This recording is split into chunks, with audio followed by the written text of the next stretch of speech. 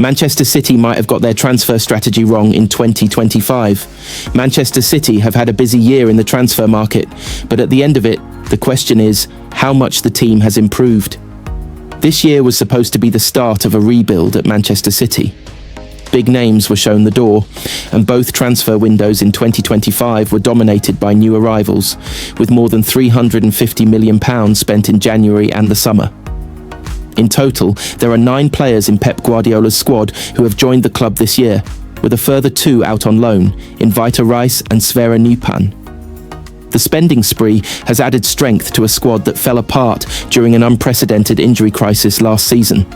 But after back-to-back defeats and 3 losses in 7 games in all competitions, the question is whether City have pursued the right transfer strategy this year. They have added depth, but have they added enough quality?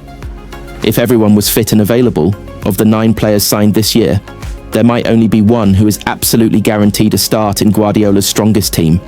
That is £26 million goalkeeper Gianluigi Donnarumma, who has offered an upgrade on Ederson.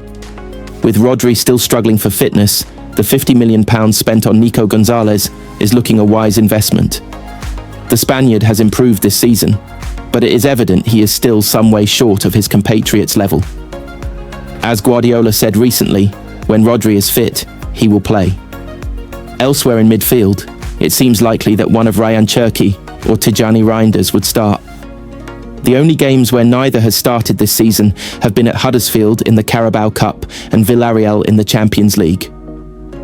Which one of them gets the nod is the subject of plenty of debate at the moment. Cherki was in fine form a couple of weeks ago, but struggled from the start against Liverpool and Newcastle, and was disappointing in a 25-minute cameo from the bench in the midweek defeat to Bayer Leverkusen. He is still only 22 and looks a bargain at £34 million on his day. But he is adapting to a new league, and his style of play means there will be times when he is on the periphery of games. Reijnders looked a snip at £46 million in the early weeks of the season, but after winning Man of the Match against Wolves on his Premier League debut, he has gone backwards. He has failed to score since, despite scoring 15 times for AC Milan this season, and isn't leaving his mark on games from midfield. He has been on the bench for the last 3 Premier League games and spent the final quarter against Leverkusen playing at right back. If this was his chance to prove he should be back in the side, then he didn't take it. Omar Marmoush is the most expensive of the 2025 recruits at £59 million, and it's probably fair to say City wouldn't be in the Champions League without his goals in the second half of last season. But his standards have slipped this term, and his only goal in 11 appearances came against Swansea City. Abdulkadir Kusanov has looked a relatively reliable stand-in at right-back and centre-back. But on the left, it has been a dispiriting couple of months for Ryan Ait-Nouri. The £31 million summer signing from Wolves has lost his place to Nico O'Reilly and was taken off at half-time against Bayer Leverkusen after a nightmare first-half performance.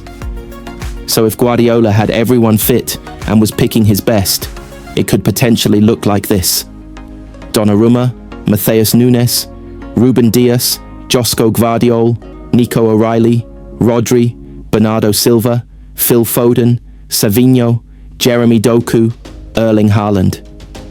It could be that you take Savinho out, given the Brazilian has been poor as well, and bring in one of Reijnders or Cherki.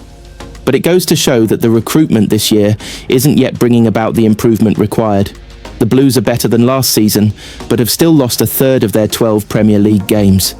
After a couple of weeks of positivity following the win against Liverpool, the last few days have left people in little doubt as to the gap that exists to Arsenal, who, by contrast, have had a brilliant few days. Perhaps City would have been better off aiming for a couple of big signings this summer, rather than shopping in the mid-price bracket. They have had success with that before, but consistently getting those sorts of deals right is very difficult, as this season is now proving. When Manchester City signed Tijjani Reijnders from AC Milan, fans thought they had just witnessed the beginning of another Etihad fairy tale. One stunning debut, a rocket goal, and an assist to Erling Haaland had the blue side of Manchester dreaming of a midfield revolution.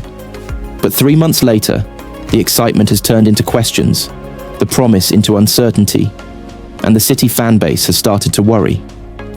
Tijjani Reijnders, And the issue that has Manchester City fans worried Manchester City midfielder Tijjani Reijnders has split opinion since his move from AC Milan in the summer S1E1. When Tijjani Reijnders posted that caption to social media alongside an image of him celebrating an incredible Manchester City debut, he had Blues dreaming of a blockbuster signing. 3 months on, and nothing has come close to living up to the pilot. Reijnders had an unbelievable start to life with Pep Guardiola's side, scoring an outstanding goal himself before setting up Erling Haaland for an even better one.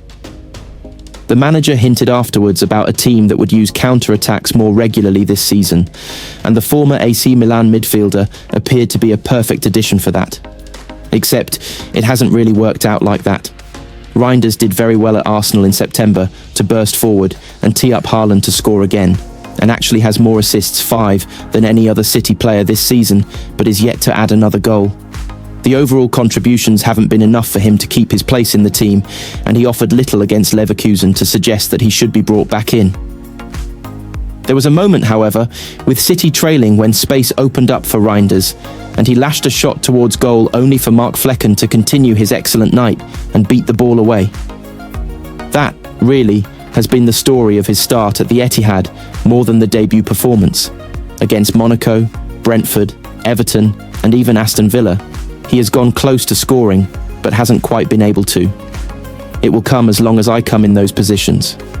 I've been a bit unlucky, but I have trust that it will come, he said after the Villa game.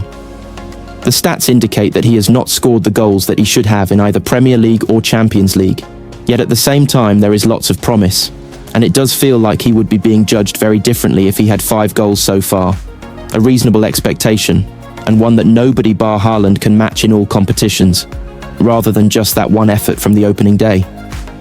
It hasn't happened, so the goalposts are marked the same, and it's worth considering that Reijnders could do better with his finishing. He worked hard to improve that aspect of his game at AC Milan and saw the rewards, so there is no reason he should not be able to do it again. There is also the inbuilt fear from City fans of trying to replace their ultimate midfield. Rodri proved impossible to have adequate cover for too long. İlkay Gündoğan wasn't really replaced when he left for Barcelona after the treble. Reijnders is a belated attempt at that. And the greatest of all playmakers, Kevin De Bruyne, also departed in the summer. Supporters are understandably anxious about whether the replacements will be up to the task, because a number already have not. At the same time, the Dutch international really isn't far from seeing the efforts that have gone in when he has played for his national team, or for AC Milan hitting the back of the net for City. If he can start seeing those efforts go a foot to the side of where keepers are currently saving his shot, it will do a lot to change the narrative around him, and buy that time for him to improve his overall game and integrate that into Guardiola's system. Reijnders isn't going to be nominated for any awards for his start at City, but there are signs that his story is one that can grow on everyone. Pep Guardiola may have accidentally cost Manchester City an incredible bonus. Pep Guardiola made a rare selection mistake against Leverkusen, but Manchester City fans feeling they are being shortchanged is becoming more regular. Back in the early years of Pep Guardiola at Manchester City, one fan who couldn't afford to go to many games but liked to see academy players given a chance bought a ticket for an FA Cup third-round match with Rotherham. The match was a few days after what would prove to be an epic 2-1 win over Liverpool in the Premier League, and the fans' hope was that there would be plenty of changes. And there were, 8 to be precise. But other than the generational talent of Phil Foden, it was the likes of Kyle Walker, Kevin De Bruyne, İlkay Gündoğan and Riyad Mahrez coming into the team.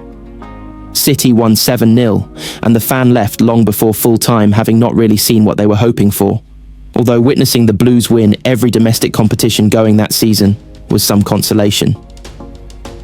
You can take a couple of things from that story, but it has always been useful to illustrate how strong Guardiola goes in every competition. It isn't often as formidable as that in the cup competitions, yet you can never rule it out. The opposite, which happened on Tuesday night against Leverkusen, as Guardiola made 10 changes for a Champions League game where City are far from their goal of a top 8 spot, felt unprecedented. "It was the first time in my life I've done it, and it was too much," said Guardiola afterwards. And that is fine. At least he owned up to it, and it is his reputation and those of his players to ensure that it is a one-off. The £1.8 million that would have come with a win is lost, but City have plenty of time left this season to show that they are much better than that and can challenge for the Premier League and Champions League. The bigger problem for Guardiola may well be that while his decision was a one-off, the experiences of supporters feeling like they are being shortchanged by the club is very much not. Long-standing concerns over atmosphere and affordability remain. Relocating fans as part of the North Stand expansion has proven unpopular, as has the lack of communication given to the affected fans. And there are complaints every home game about how difficult it can be to transfer tickets if season ticket. The vast majority of this grumbling is not to make trouble for the club or to give them a bad name. It is simply because supporters would like them to be better and to treat them with more consideration in a society where everything has felt more grim since the pandemic. Football at its best can be escapism, but when it adds to the problems of people, it is not healthy. Guardiola is unfortunate that his rare selection mishap came against that backdrop, just as the club could not have anticipated the galaxy brain thinking from their manager. But the end result was that it left anyone who had paid to watch on Tuesday night feeling reticent from the moment the 11 was named. As one fan said afterwards, "You pay good money, treat your 13-year-old to a Champions League game on a school night, see the team sheet, sit down stunned, and then see the inevitable." Not for the first time in the last year, a game was galling for many